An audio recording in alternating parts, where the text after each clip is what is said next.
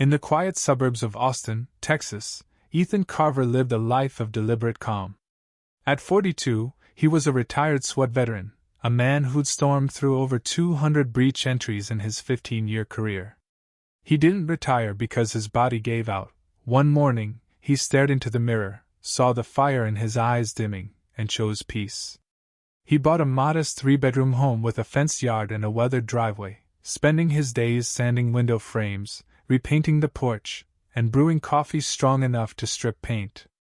Ethan didn't talk much to neighbors, not out of spite, but because he believed in letting people reveal themselves before he extended a hand. Every Tuesday and Saturday, he drove his jet-black Ford F-150, pristine with reinforced suspension and worn leather seats, to the shooting range. Not to show off, but to breathe, to feel the familiar weight of a trigger under his finger. No tattoos, no bumper stickers, no flags flying in his yard. Just a man, his truck, and a life that answered to no one. That truck had sat in the same spot for 2 years, parked curbside outside his property, never blocking the sidewalk, never near a hydrant, never breaking a single rule in the 1,000-page HOA handbook Ethan had memorized the day he moved in. It was a habit from his old life, know the rules better than the enforcers. But one April morning, with the air still damp from spring dew, a neon yellow sticker screamed from his windshield. Ethan stepped outside, coffee in hand, boots scuffing the porch, and read it. Bold letters barked, saw notice of violation. Vehicle subject to towing within 24 hours. Violation of HOA Regulation 7.14b, overextension beyond curb alignment. He read it twice, his jaw tight. The tires were flush with the curb. Maybe the bumper jutted an inch past some invisible line. An inch, after 2 years without a whisper of complaint. It wasn't the sticker that burned, it was the tone. Smug, bureaucratic, the kind of wording that assumed guilt and didn't care who it was addressing. Ethan didn't rip it off. He peeled it carefully, folded it into his pocket like evidence, and felt a familiar snap in his bones, an old fracture aching again. He hadn't waged war since Leah v. Wying SWAT. He liked the silence, the normalcy. But that sticker woke something he'd kept buried. Ethan sat at his kitchen table, the HOA handbook open like a battle plan. He'd highlighted every parking clause, and the rules were clear. Street parking was fine as long as the vehicle was operable, registered, and didn't block access. His truck checked every box. He closed the book, exhaling slowly, not angry yet just calculating. That evening, he put on a clean shirt, polished his boots, and walked 3 blocks to the community center for the HOA meeting. The room reeked of cheap coffee and tension, lit by buzzing fluorescents. At the head table sat Karen Whitaker, the HOA president, her scarf tied like a noose, her face a mask of southern charm laced with venom. Beside her was Greg, a hunched accountant who avoided eye contact, and a pale man in a baby blue shirt with a logo, SAW Elite Community Services SAW, a hired enforcer who thought a clipboard made him tough. Karen didn't greet Ethan. She flipped a page she hadn't read and said, "Rules are rules, Mr. Carver. Oversized trucks don't fit the community's aesthetic." Ethan's voice was level. "It's street legal, parked legally. The rules don't mention vehicle type." Karen waved him off. "The board has discretion. Your truck's an eyesore." Ethan's eyes narrowed. "What about the Mustang on your lawn, Karen? Busted bumper, expired tags." Her face tightened. "We're not discussing my son." That was the dismissal, the arrogance, the rules bending for her but breaking for him. Ethan's gut burned, the old fury climbing his spine, the kind that hit before a door splintered. He could have flipped the table, pinned the enforcer to the wall, made Karen scream with a single step. But he didn't. He turned, walked out silent. When Ethan Carver got quiet, the planning began. 2 days later, just after dawn, the sound of chains and grinding tires broke the suburban hush. Ethan rose, pulled the curtain, and saw it, a tow truck in his driveway, its boom arm clamped to his Ford's axle, chains clanking as it began to lift. He stepped outside, no shoes, just jeans and a faded tee, his voice a calm that made men flinch.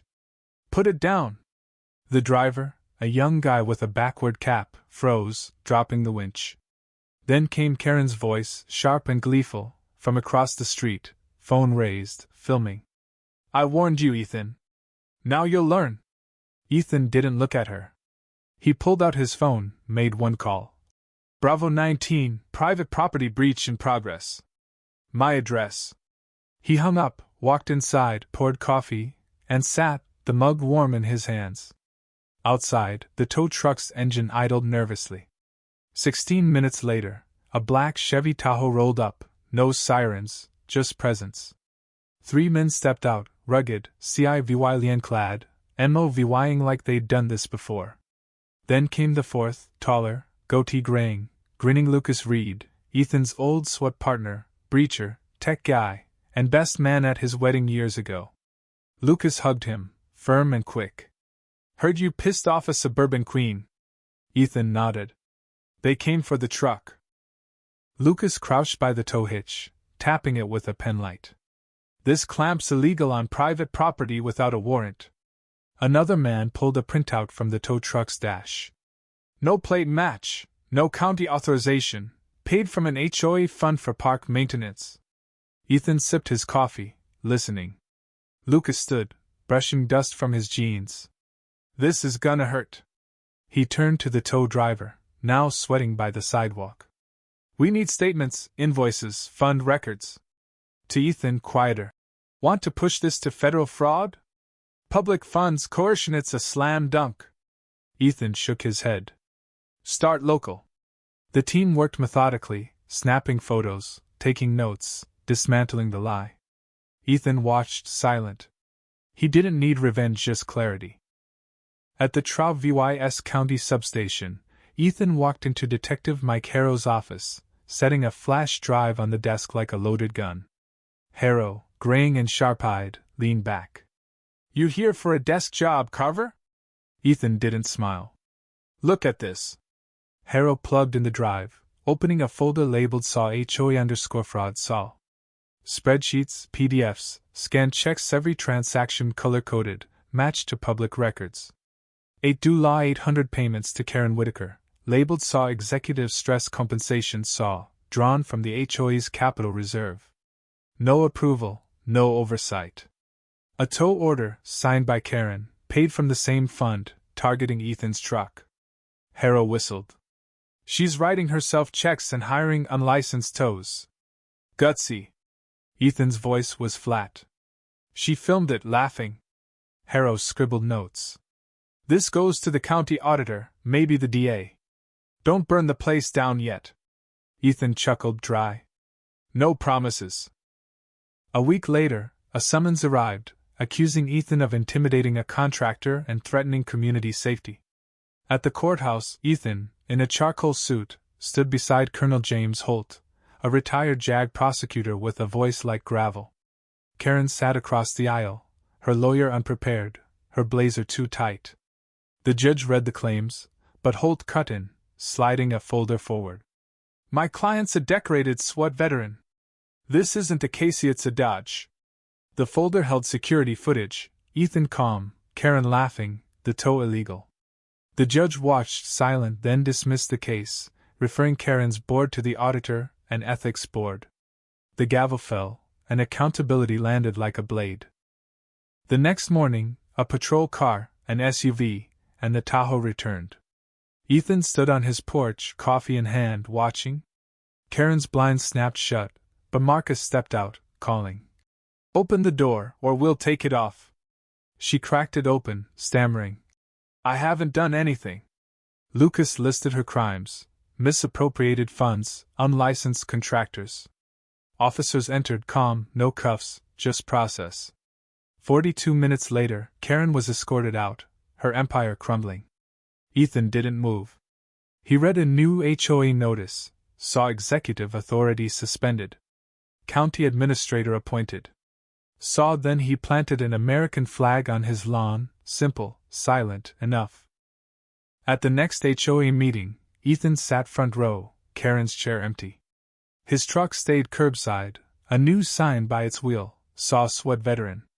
Parked here. Saw no one touched it again. The street grew quiet, nods from neighbors carrying respect. Ethan didn't gloat. He drank his coffee, drove to the range, and lived his life. The lesson wasn't loud, it was in the stillness, the flag, the truck that never moved, because no one dared challenge Ethan Carver again.